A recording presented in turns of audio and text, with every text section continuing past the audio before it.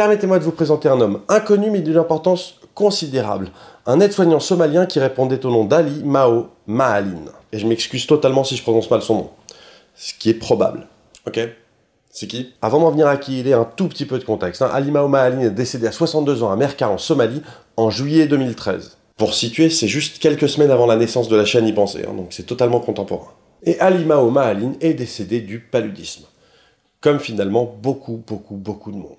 Mais avant de contracter la malaria, qui est un autre nom du paludisme, il participait à une campagne de vaccination pour éradiquer la polio en Somalie. Ok, je vois, donc l'ironie du truc, c'est que le gars luttait contre la polio et qu'il a chopé le palu, c'est ça? Alors ça va encore plus loin que ça. Et pourquoi ça? Parce qu'avant toute chose, Ali Mao Maaline est connu comme le dernier humain recensé à avoir contracté la variole avant son éradication de la surface de la Terre. Badass. Bonjour à tous et bienvenue dans un épisode un petit peu particulier qui se fait avec le soutien du ministère des Solidarités et de la Santé ainsi que l'aide de l'Institut Pasteur. Et aujourd'hui, on va parler de vaccins.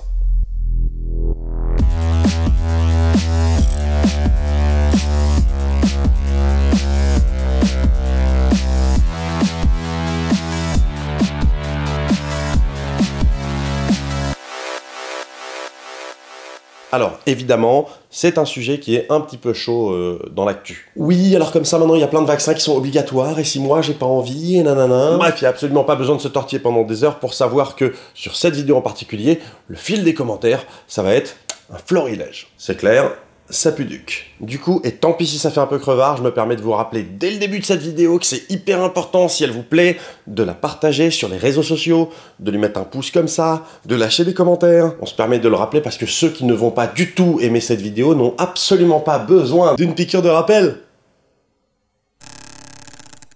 Du coup, maintenant que j'ai dit ça, de quoi est-ce qu'on va parler sur cette chaîne? Parce que comme vous le savez, c'est pas du tout dans mes habitudes de parler sur cette chaîne d'actualité, surtout si elle est politique.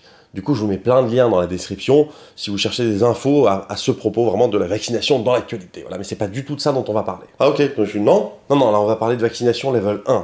C'est quoi un vaccin? Comment ça fonctionne? Est-ce que c'est important ou pas d'être vacciné? Et est-ce que c'est important ou pas qu'un groupe humain soit vacciné? Alors, je crois bien que c'est la première fois qu'on fait un sommaire dans une vidéo. Bah mettons que comme ça, je prends personne par surprise et que tout le monde sait exactement où on va aller.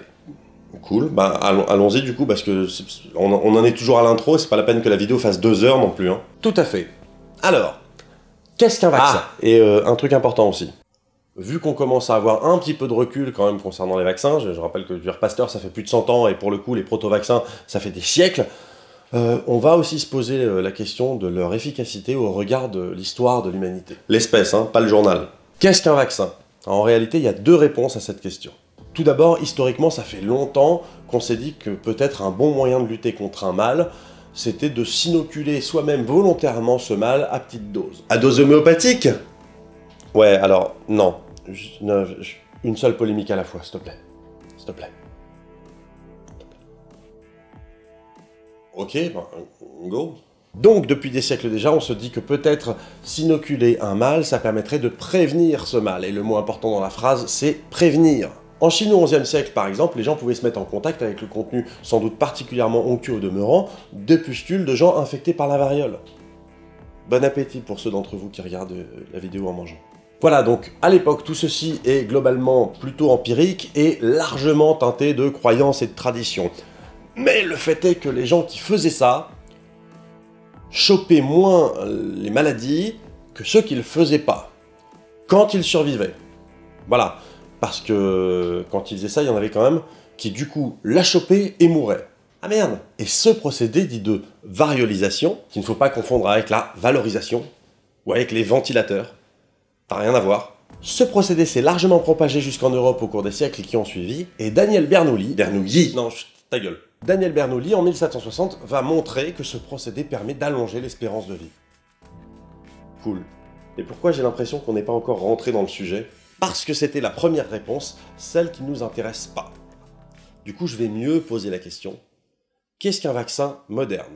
Alors, un vaccin, c'est un médicament préventif qui est composé d'un médicament biologique composé de fragments ou de microbes inactivés ou atténués et qu'on utilise pour induire la protection préventive contre une maladie infectieuse.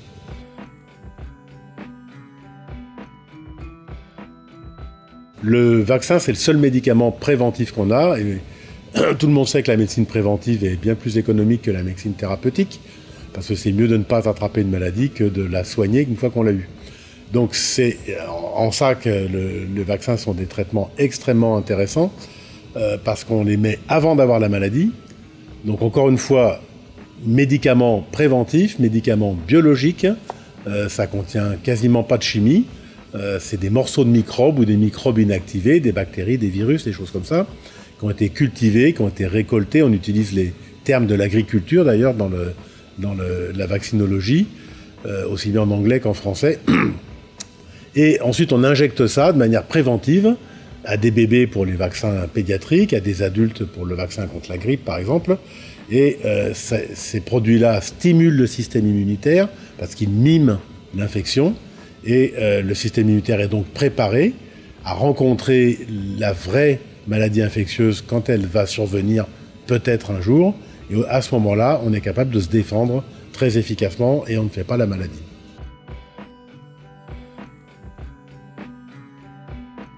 Voilà, donc là c'est une problématique différente avec la rage.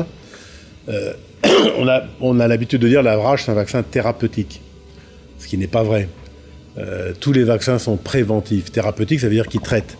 Alors pourquoi? Parce que la rage, quand on est mordu, généralement on est mordu aux jambes, parce que les chiens sont plus petits que nous. Il n'y a que les bébés qui sont mordus au visage. D'ailleurs pour les bébés mordus au visage, un petit enfant, la maladie est bien plus rapide. Pourquoi? Parce que le virus de la rage rentre dans les neurones et fait une progression antérograde, c'est-à-dire qu'il remonte les neurones vers le haut, jusqu'à atteindre le cerveau. Et quand le virus de la rage est rentré dans les neurones, on ne sait plus comment l'arrêter. Et en gros, il met une petite semaine entre la morsure et l'infection. Une semaine, 2 semaines, et l'infection des neurones. Donc entre les deux, on peut vacciner. Et à ce moment-là, ça reste préventif parce qu'on empêche la rage de rentrer dans les neurones. Quand on vaccine, on induit une bonne réponse immunitaire. Avant, on injectait des sérums. On peut encore faire ça aujourd'hui. Donc ça, c'est de la vaccination passive. C'est-à-dire qu'on injecte des anticorps qui vont aller bloquer le virus, ou on injecte le vaccin qui va nous permettre de fabriquer des bons anticorps. Donc c'est thérapeutique parce qu'on a déjà été mordu, mais ça reste préventif parce que le virus n'a pas encore eu le temps de rentrer dans les neurones.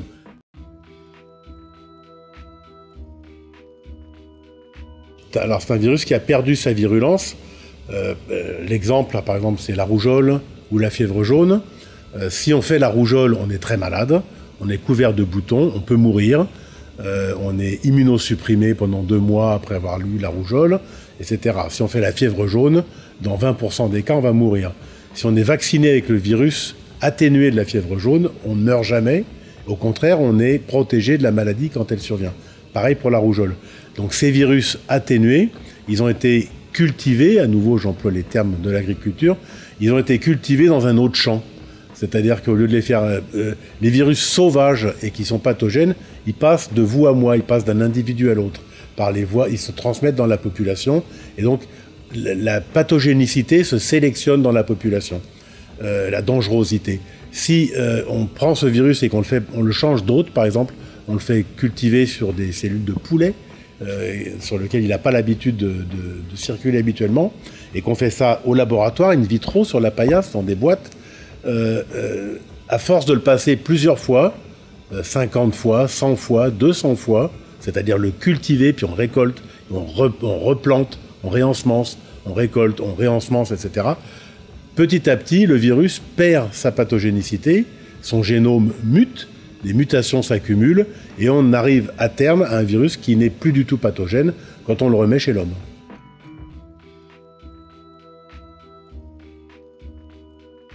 Ben, si vous n'êtes pas vacciné et que vous chopez la rougeole, vous allez dans un pays où il y a de la rougeole qui circule, et comme vous n'êtes pas vacciné et vous l'attrapez parce que c'est extrêmement contagieux, votre corps va s'affoler. Votre système immunitaire va s'affoler, va vous donner de la fièvre, beaucoup d'inflammation, énormément de fièvre, des boutons partout, va détruire votre système immunitaire pour 2 mois, et si en plus c'est l'hiver, vous allez attraper une pneumonie bactérienne dont vous risquez de mourir. Éventuellement même, pour 1 cas sur 10 000, vous risquez de faire une encéphalite à la rougeole, et donc vous risquez de mourir aussi. Si vous êtes vacciné, comme le virus est atténué, n'est pas du tout méchant, l'inflammation, elle sera juste au point d'injection, et encore, Pour 90% des gens vaccinés, il n'y a même pas de rougeur au point d'injection, il n'y a pas de fièvre, il n'y a rien du tout. Donc le corps réagit très bien à cette petite infection. C'est quand même une petite infection, mais qui est apathogène, asymptomatique. Comme on a tous les jours des virus nous infectent, on ne réagit pas, on ne fait même pas de fièvre, on ne fait rien du tout, mais la mémoire s'engrange. Et quand ça revient la prochaine fois, on ne fait carrément plus rien. Donc, si vous attrapez la rougeole sans être vacciné, l'hyperréaction va vous rendre malade, potentiellement vous tuer, peut-être vous tuer. Tandis que si vous êtes vacciné, la mini-réaction va ne faire qu'engranger dans les tiroirs dont j'ai parlé, qui sont les ganglions lymphatiques, la rate, etc., va engranger tout ce qu'il vous faut pour vous défendre. Et la prochaine fois, vous retournez dans le pays en question où il y a encore de la rougeole parce que les gens sont insuffisamment vaccinés, donc la rougeole circule dans la population, elle va venir, vous allez respirer des aérosols qui contiennent le virus de la rougeole, et là, vos cellules vont se pousser immédiatement dans la journée, et le virus ne va même pas pouvoir s'installer. Donc vous allez être totalement protégé.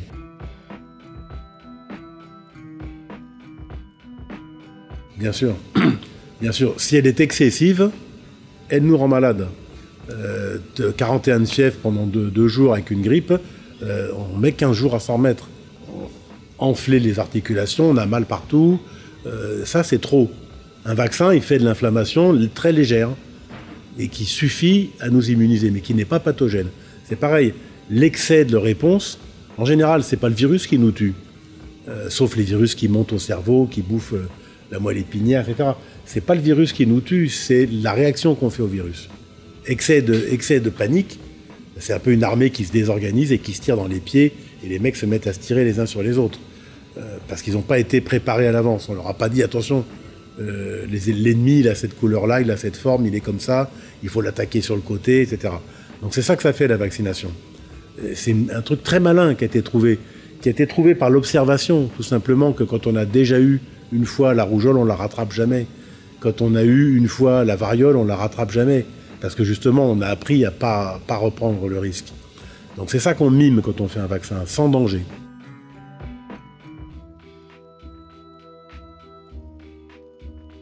Effectivement, il n'y a pas d'exemple, il n'y a pas de règle générale.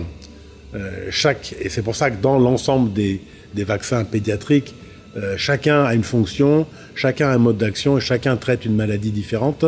Et le vaccin est vraiment composé en fonction de la maladie. Il y a des maladies qui vont très vite, des maladies qui vont moins vite. Ça dépend du mode de transmission, etc. Donc il n'y a pas d'exemple unique.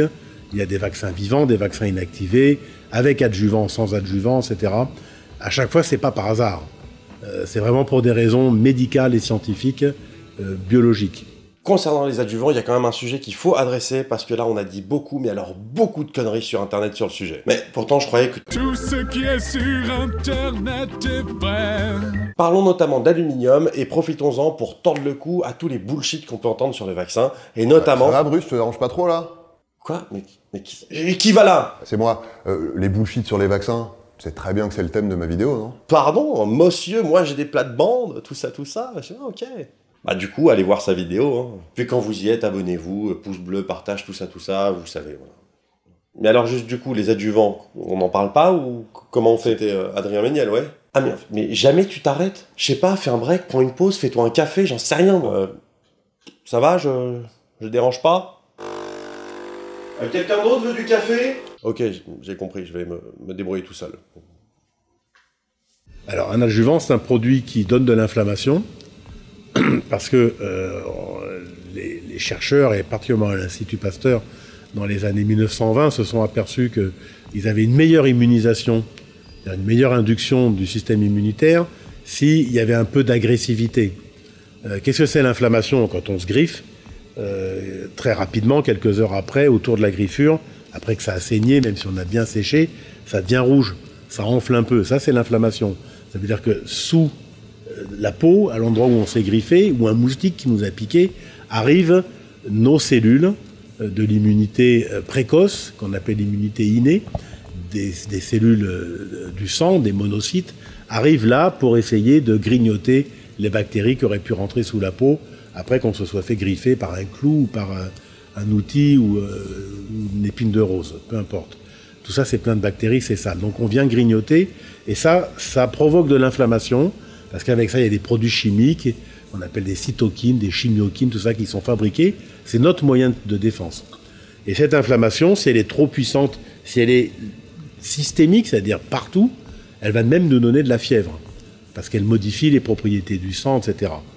Donc, il ne faut pas qu'elle soit trop grave. Trop d'inflammation, ça fait mal au bonhomme. Donc, un peu d'inflammation, par contre, ça aide le système immunitaire. Pourquoi ? Parce que ça montre qu'il y a du danger. Et le système immunitaire, il est sensible au danger. Il s'affole s'il y a du danger. Pourquoi ça ? Parce qu'on a évolué comme ça, depuis la nuit des temps, depuis avant les mammifères, depuis même l'époque des microbes, des bactéries, où déjà elles ont la notion du danger, elles ont appris à se défendre des virus qui les attaquaient. Et comment ça marche ? On distingue le soi du non-soi. On a des protéines, des systèmes très complexes qui distinguent le soi du non-soi, qui reconnaissent des structures moléculaires qu'on ne fait pas nous, comme des capsides virales, comme des hélices virales, comme des ARN double brin qu'on ne fabrique pas nous, des choses comme ça. Et là, on les reconnaît, et ça stimule une activité qu'on appelle innée, mais parce que tout le monde là, elle ne s'adapte pas aux microbes, mais elle est surtout très précoce, parce que ça marche en quelques heures, ça. Et ça, c'est capable de dégager un virus très très vite. Donc cette inflammation qui donne du danger, quand on utilise un vaccin qui est très atténué, ou un vaccin, alors les vaccins vivants atténués n'ont pas besoin d'adjuvants, parce qu'eux-mêmes, ils contiennent leur propre danger. Par contre, les vaccins totalement inactivés, qui sont plus faibles, ont besoin d'un adjuvant. Ou les toxines, les antitoxines diphtériques, tétaniques, qui sont simplement la toxine inactivée, pour faire des anticorps contre la toxine de la bactérie, aussi ont besoin de se faire adjoindre un adjuvant pour donner un peu de danger. Et ce petit peu de danger qui donne de l'inflammation éduque le système immunitaire pour donner une meilleure réponse adaptative à long terme. C'est-à-dire qu'en gros, à part les réactions qui sont classiques de fièvre et de rougeur, ou bien, dans certains cas très très rares, des réactions un peu plus graves à des vaccins, le danger du vaccin, en fait, c'est avant tout une rumeur, quoi. Il n'y a pas d'études qui permettent d'étayer le truc. C'est un peu l'équivalent médical de dire que cette figurine de moi permet d'éloigner les hyènes de mon bureau. Et comme vous pouvez le constater, il n'y a pas de hyènes dans mon bureau. C'est totalement con, mais l'analogie est malheureusement correcte. Oui, on en est à ce niveau-là d'argument. Franchement, je veux dire, quand on prend juste un tout petit peu le temps d'y penser, autant parfois il y a des arguments qui tiennent la route, autant parfois ça repose sur rien, quoi. Du coup, ok, voilà, on sait ce que c'est qu'un vaccin, on voit comment ça marche, mais si moi j'ai pas envie d'être vacciné, moi j'ai des dents qui me permettent de bouffer de la viande, mais si je décide que j'ai pas envie de bouffer de viande, personne va me forcer, non ? Alors pourquoi est-ce qu'on me forcerait à me vacciner ? Alors là, on rentre sur un terrain qui est un tout petit peu différent, c'est le terrain de la santé publique. Et il faut faire un tout petit peu attention de ne pas politiser les arguments de la santé publique. Parce que, rappelons-le, la santé publique fait partie des grandes questions politiques, au même titre que l'éducation ou la justice. Exactement, et bien évidemment, il existe des nuances entre une politique de santé publique de gauche et une politique de santé publique de droite, mais c'est absolument pas de ça dont on va parler. Du coup, là, on va juste parler de santé publique. Exactement, waouh, tout ça pour ça. Donc, mettons que vous ne souhaitez pas être vacciné contre telle ou telle maladie. Qu'on soit clair, c'est-à-dire, vous pouvez physiquement être vacciné, mais vous faites le choix de refuser de l'être. Et pour être absolument clair sur ce dont on parle, on ne va absolument pas s'intéresser à ce qui se passe si vous chopez la maladie après, ce que ça peut coûter en termes d'hospitalisation, de traitement, tout ça. Ce sont des vraies questions, ce ne sont pas de celles-là dont on va parler. Donc, vous refusez d'être vacciné contre... Alors, pour pas faire de jaloux, on va inventer un truc. Vous refusez d'être vacciné contre l'humour de beauf. Voilà, vous voulez pas être vacciné contre l'humour de beauf. À partir de là, il y a deux cas de figure. Soit vous serez jamais confronté à l'humour de beauf, auquel cas, vacciné ou pas, ça change pas grand-chose. Soit, à un moment donné, vous serez confronté à l'humour de beauf, auquel cas, soit votre corps saura réagir comme il faut, soit il saura pas. Et alors là, voilà, ça a pas l'air sérieux parce que c'est un exemple à la con, mais si vous remplacez l'humour de beauf par une méningite ou par la diphtérie, là c'est votre corps, quoi, hein. Et il faut qu'il sache bien se défendre, et bien se défendre, ça veut dire se défendre suffisamment et suffisamment vite. Prenons le cas de la rougeole, par exemple, qui est un cas assez classique. Si un gamin chope la rougeole, normalement, son corps se défendra suffisamment tôt et suffisamment rapidement. Voilà, et donc ce sera totalement bénin. Mais si ça se passe pas bien, le gamin, on le retrouvera très rapidement en réa si tout se passe bien. Parce que ça peut être très grave. Ah, et bien sûr, n'allez pas croire que ça a quoi que ce soit à voir avec le fait de bouffer 5 fruits et légumes par jour. Hein? Une alimentation saine, être proche de la nature, la médecine naturelle, tout ça, c'est très bien. Mais il n'empêche qu'il existe des saloperies qui, quand elles vous tombent dessus, eh ben, elles vous tombent dessus, quelle que soit votre condition physique. Si vous chopez le tétanos, par exemple, le temps que votre corps réagisse, les complications seront déjà là. D'ailleurs, si vous n'êtes pas vacciné, votre corps réagira toujours trop tard. D'ailleurs, encore une petite parenthèse pour les adeptes du naturel, je rappelle que quand on se fait vacciner, par exemple, contre la rougeole, la production des anticorps, la réaction du corps est totalement naturelle. Le corps réagit à un stimulus externe. Exactement comme si vous chopiez vraiment la rougeole. À la différence près que quand c'est un vaccin, on est certain que le virus est atténué ou inactif. On contrôle ça. Vous voyez ça, je sais pas moi, comme un entraînement militaire, voilà. Quand on entraîne des mecs pour être des commandos, etc., et ben de temps en temps, les gars se font attaquer par surprise par des collègues qui les attaquent avec des balles en mousse. Voilà, donc c'est pas dangereux. Mais c'est comme ça qu'ils vont développer des réflexes qui font que le jour où ils sont vraiment attaqués, ils savent plus vite quoi faire et comment le faire. C'est un environnement contrôlé qui est similaire à une éventuelle réalité, mais qui n'est pas dangereux, et qui leur permettra donc d'acquérir des réflexes plus rapides. Ils chopent les réflexes, ils se préparent. C'est même mieux que choper les réflexes parce qu'on engrange, pour le futur, on engrange des cellules, on fabrique des cellules B, des cellules T contre la rougeole, et on les engrange dans les ganglions, dans la rate, dans l'intestin, etc. Elles sont là. Et le jour où il y a besoin d'elles, elles poussent. Donc c'est pas simplement... On a formé du personnel, quoi. Quand on vaccine, pour reprendre votre comparaison, votre métaphore, on forme du personnel, on recrute du personnel qu'on forme et qu'on stocke dans des tiroirs. Et le jour où on a besoin d'eux, un coup de sifflet, et au lieu de reprendre 15 jours à les former, ils sont là tout de suite. Ça sent un peu l'analogie à la con, mais c'est très exactement comme ça que ça fonctionne un vaccin. C'est une simili-attaque qui est pas du tout dangereuse et contre laquelle votre corps apprend à se défendre plus rapidement. Pour le cas échéant, sauver votre vie. Alors, c'était quand même vachement moins anxiogène avec l'exemple de l'humour de beauf.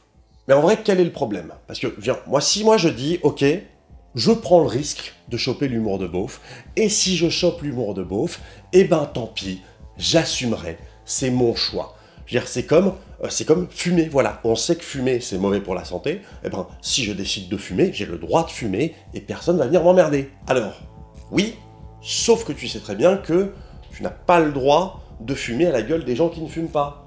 Que tu n'as pas le droit de fumer dans un avion, dans un train ou au cinéma. Oui, il n'y a pas si longtemps, on fumait dans ces endroits. Le truc, c'est que peut-être vous allez vous retrouver à côtoyer des gens qui sont beaucoup plus sensibles que vous à la toxicité de la cigarette, de l'humour de beauf. Une personne âgée, un enfant, quelqu'un qui a des difficultés respiratoires, des antécédents médicaux, ou simplement quelqu'un qui, malgré une énorme volonté d'être vacciné, ne peut physiquement pas l'être. Oui, ça arrive d'être allergique au vaccin. C'est moche. D'un point de vue de la santé publique, c'est un équilibre délicat, parce que d'un côté, il faut limiter au maximum l'exposition des gens aux maladies, afin de les protéger, et d'un autre côté, il faut que les gens soient le maximum protégés contre ces maladies. Les crèches, par exemple, permettent aux enfants de développer leur système immunitaire en les confrontant aux microbes de leurs camarades, mais en même temps, certains s'en retrouvent fragilisés. Quand il y a un gamin qui chope la rougeole, on organise une rougeole party où on invite tous les gamins du quartier pour être sûr que tout le monde la chope bien. Alors, oui et non. Parce que si on reprend l'analogie de tout à l'heure de l'entraînement militaire, ça revient à dire qu'on va tirer à balles réelles, mais en faisant gaffe de ne pas leur tirer dessus. Quoi? Alors, ok, j'exagère un peu, mais sur le principe, ce genre de goûter, c'est totalement similaire à une vaccination. On essaye de forcer de façon totalement artificielle une réaction du corps contre la rougeole. À la différence près que on attaque avec une rougeole qui est virulente, qui est pathogène, dans un environnement qui n'est pas contrôlé médicalement, et pas avec un virus qui est atténué ou inactif. Mettons que je suis d'accord pour la polio ou pour la rougeole. Mais est-ce qu'on a vraiment besoin de vacciner des nourrissons contre des maladies sexuellement transmissibles? Genre l'hépatite B. Alors c'est un excellent exemple, je te remercie. Bah, de rien, enfin c'est dans le script, hein. Mais tu vas jamais la fermer. Déjà, l'hépatite B ne se transmet pas que sexuellement. D'ailleurs, une morsure suffit. Et les enfants, ça mord. Voilà. Ensuite, le virus peut survivre hors de tout hôte pendant une semaine. Donc il n'y a même pas besoin de contact direct pour la choper. D'ailleurs, il y a 20 à 30% des gens qui ont chopé l'hépatite B, personne ne sait comment ils l'ont chopé. Voilà. Ensuite, ce qu'il faut savoir, c'est que c'est une maladie, plus on la chope jeune, plus elle est dangereuse et fulgurante. Et dans le même temps, plus on est vacciné jeune, plus la vaccination est efficace. Manchette de science dans ta face. Voilà. Du coup, autre chose? Bah du coup, si je comprends bien, toi, t'es surtout pour qu'on oblige tout le monde à être vacciné contre tout. Alors, perso, je suis surtout d'avis d'écouter ce que dit mon médecin, voilà, qui, quoi qu'on en dise, en sait plus que ma grand-mère ou que Doctissimo sur le sujet. Et deuxio, dès lors que le fait que tu te vaccines ou pas a un impact sur les autres, je vois pas ce que ça a de choquant. Ça, c'est ce qu'on appelle l'immunité de groupe, ou de horde, de troupeau. C'est-à-dire qu'on est considéré comme un groupe, comme un troupeau, ce qu'on est. Tous les êtres vivants vivent en troupeau, les virus aussi d'ailleurs. Et ce qu'on se transmet de l'un à l'autre, c'est des paquets de virus, c'est pas un virus isolé. Donc l'immunité de groupe, ça consiste effectivement à immuniser suffisamment de personnes dans la population pour que celles qui ne sont pas immunisées soient protégées. Pourquoi ? Parce que le virus a besoin de tant d'individus pour se protéger, et s'il ne les trouve pas, eh ben, il sort de la population. Il meurt, il disparaît. Parce s'il faut 100 personnes pour propager le virus, et que vous avez 95 de ces personnes qui sont vaccinées, 5 personnes sont insuffisantes pour que le virus se propage. Alors en général, les personnes qui sont non vaccinées sont celles qui ont des problèmes pour la vaccination. Soit parce qu'elles sont immunosupprimées, parce qu'elles ont été transplantées, elles ont un traitement immunosuppresseur, ils ont le sida, etc. Donc ces personnes-là, effectivement, les autres doivent les protéger en s'immunisant. Alors l'exemple de la rougeole est très bien, parce que la rougeole étant très infectieuse, l'indice de transmission de la rougeole, c'est 18 à 20, c'est-à-dire qu'une personne infectée va transmettre à 18 ou 20 autres la rougeole, alors que la grippe, c'est 2,5, donc c'est beaucoup plus faible. Donc c'est très infectieux. Le corollaire de ça, c'est que pour protéger contre une maladie qui est aussi contagieuse, il faut vacciner 95% de la population. Donc tant qu'on n'est pas à ce niveau-là, le virus peut circuler. Et naturellement, il va circuler chez les plus faibles. Ceux qui ne sont pas vaccinés, ils ne sont pas vaccinés pourquoi? Parce qu'ils sont immunosupprimés, et la rougeole va être une catastrophe chez ces gens-là. À moins que tu me dises, par exemple, que tu ne vois pas pour quelle raison on aurait besoin d'un permis de conduire pour rouler en ville. Sauf que le permis de conduire ne te rend pas autiste. C'est très intéressant que tu dises ça, et pour deux raisons. D'abord parce que, les vaccins non plus ne rendent pas autiste. Voilà, juste non. Voilà, juste non. Voilà, ça n'existe pas, faut arrêter avec ça. C'est vrai que, avec un vaccin, il peut y avoir des réactions, et que dans certains cas, ça peut même être grave. Le vaccin rougeole, orion et rubéole, par exemple, peut affecter de façon grave environ 6 personnes sur 100 millions. Alors clairement, voilà, c'est pas zéro. Mais ça fait environ 1 sur 15 millions. C'est à peine plus de chances que de gagner au loto. Et le deuxième point, c'est que non, en effet, le permis de conduire te rendra pas malade. Mais il te permettra peut-être de t'éviter de tuer des gens. Voilà. Donc statistiquement, conduire une bagnole, c'est beaucoup plus dangereux que se faire vacciner. Voilà, c'est un argument à la con, mais si tu veux aller sur ce terrain-là, on peut y aller. Ouais, donc plutôt pour la vaccination, hein, j'ai compris. À ce stade, c'est carrément plus objectif du tout, donc. Mais si, justement, c'est objectif. C'est pas parce que je suis convaincu de la logique d'un truc que ce truc va cesser d'être logique. Le vaccin est l'invention qui a sauvé le plus de vies dans l'histoire, et les arguments contre, si tu mets de côté les croyances, les opinions et les rumeurs, eh ben je les attends toujours. Tu sais quelle est la première cause de mortalité au monde? Je sais pas, l'alcool au volant? Non, je parle dans l'histoire de l'humanité. L'espèce, hein, pas le... Oui, bon, ta gueule. La première cause de mortalité dans l'histoire des humains. Le paludisme. On estime qu'on n'est pas loin d'un humain sur 2 mort de la malaria au cours des 52 000 dernières années. Pas loin de 50% des humains sont morts du paludisme. Vache, c'est raide quand même. Mais pense un peu à tout ce qu'on a accompli depuis. La rage, la polio, la rougeole, la diphtérie, la méningite, l'hépatite B, le papillomavirus, les oreillons, la coqueluche, le tétanos, la tuberculose, l'hépatite A et la variole, qu'on a donc éradiqué de la surface de la Terre. On garde quand même des vaccins au cas où, mais le dernier cas remonte à 1977. À l'époque de Louis XV, qui lui-même est mort de la variole, 400 000 personnes mouraient chaque année en Europe de la variole. Et cette maladie qui a proliféré pendant des millénaires n'existe plus. Maintenant, imaginez un monde dans lequel vous-même vous avez contracté la variole. Vous avez été traité, guéri, ensuite vous avez aidé à quasiment éradiquer la polio, et finalement, vous êtes rattrapé par le plus grand meurtrier de l'histoire. Et vous mourrez de la malaria. Tout ça parce qu'il n'existe pas de vaccin contre la malaria. Il en existe presque un aujourd'hui, mais son efficacité est que temporaire. Apparemment, ça fonctionnerait que pendant 1 an. Mais imaginez le jour où on se débarrassera vraiment de la malaria. Le plus grand meurtrier de l'histoire disparaîtra de la surface de la Terre. Et peut-être alors qu'on pourra rêver d'un monde dans lequel les moustiques seront juste chiants. Prenez le temps d'y penser.